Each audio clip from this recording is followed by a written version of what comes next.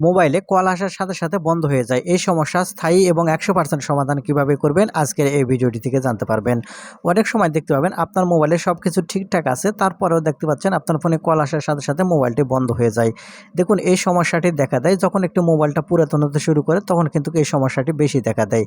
যাই হোক, এই সমস্যা থেকে কিভাবে সমাধান করবেন আজকের এই ভিডিওটি থেকে জানতে পারবেন। আশা করি সম্পূর্ণ ভিডিও জুড়ে থাকবেন। মূল ভিডিওতে যাওয়ার আগে ছোট্ট একটা রিকোয়েস্ট, শুধু ভিডিওটিতে একটা লাইক দিয়ে দিবেন। তাহলে চলুন সম্পূর্ণ ভিডিওটি দেখতে থাকুন। আপনার ফোন কল আসলে বন্ধ হয়ে যায়, এই সমস্যা কীভাবে সমাধান করবেন সেই জন্য আপনার ফোন থেকে আপনারা সর্বপ্রথম সেটিংস ওপেন করে নেবেন। ফোনের সেটিংস ওপেন করে নিলে এখান থেকে আপনার ফোনের অ্যাপ সেটিংস ওপেন করবেন, অথবা আপনার ফোনে অ্যাপ ম্যানেজমেন্ট নামের এই সেটিংস থাকতে পারে, যেই নামেই থাক আপনি এখান থেকে ওপেন করবেন। ওপেন করলে এখান থেকে সি অল অ্যাপস দেখতে পাবেন, এখানে ক্লিক করবেন। তাহলে আপনার ফোনে যতগুলো অ্যাপ আছে সবগুলো এখানে আপনারা দেখতে পাবেন। আমি এখন এখান থেকে সি অল অ্যাপসে ক্লিক করে দিচ্ছি, তাহলে যতগুলো অ্যাপ আছে সবগুলো কিন্তু এখান থেকে দেখা যাচ্ছে। এখন আপনি যে কাজটি করবেন এখান থেকে স্ক্রল করে নিচের দিকে চলে আসবেন। এখান থেকে স্ক্রল করে নিচের দিকে আসার পরে আপনারা ফোন অপশানটি খুঁজে বের করবেন, যেখানেই থাক ফোন অপশান এখান থেকে খুঁজে বের করবেন।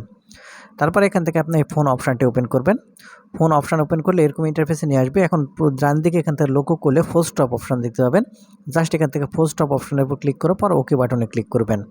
করার পর একটু নিচে আসলে স্টোর অ্যান্ড ক্যাশ অপশান দেখতে পাবেন। এখান থেকে স্টোর এবং ক্যাশ দুই অপশানটি আপনারা এখান থেকে ক্লিয়ার করে দেবেন। আপনার নিচের দিকে থাকতে পারে স্টোর অ্যান্ড ক্যাশকে ডিলিট করার অপশান, যেখানে থাকে এখান থেকে স্টোর অ্যান্ড ক্যাশ ডিলিট করে দেবেন, দিয়ে ব্যাক বাটনে ক্লিক করবেন।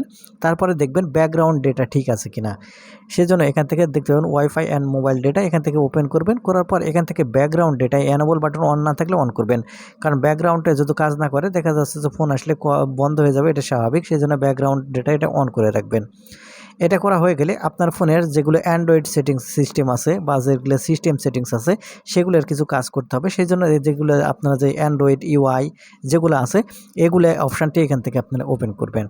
করার পর সেম প্রসেসে আপনারা যে স্টোর অ্যান্ড ক্যাশ অপশানটি দেখতে পারলেন, এই স্টোর অ্যান্ড ক্যাশ অপশানটি ওপেন করবেন। করার পর এখান থেকে ডাইরেক্ট এই ক্যাশ মেমোরিগুলো ক্লিয়ার করে ফেলে দিবেন। আমি একটার করে দেখালাম, আপনারা বাদবাকিগুলো করে নেবেন। এরপরে যে কাজটি করতে হবে, এই কাজ করলে আপনাদের 100% সমাধান হবে। সেই কাজটি করার জন্য আপনারা যে কাজটি করবেন, আপনাদের ফোনের যে সিস্টেম সেটিংস আছে আপনার ফোন থেকে সেই সিস্টেম সেটিংসটি ওপেন করবেন। যখন এখান থেকে সিস্টেম সেটিংস ওপেন করবেন এখান থেকে আপনারা রিসেট অপশান দেখতে পাবেন। জাস্ট এখান থেকে রিসেট অপশানটি ওপেন করবেন।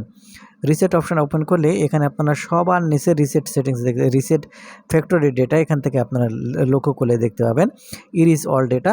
আপনারা যে কাজটি করবেন এখান থেকে ইরিজ অল ডেটা অর্থাৎ ফ্যাক্টরি সেটিংস আপনাকে দিতে হবে, তাহলে কিন্তু আপনার এই সমস্যার সমাধান হবে। আর আরেকটি কথা, ফ্যাক্টরি সেটিংস দেওয়ার আগে আপনার ফোনে যদি গুরুত্বপূর্ণ ফটো ভিডিও বা কোনো কিছু ডকুমেন্ট থেকে থাকে সেগুলো অন্য জায়গায় সরিয়ে নেওয়ার পর আপনার ফোনতে ফ্যাক্টরি রিসেট দিয়ে দিবেন, তাহলে কল আসলে যে বন্ধ হয়ে যায় এই সমস্যার সমাধান হয়ে যাবে। আশা করি বুঝেছেন।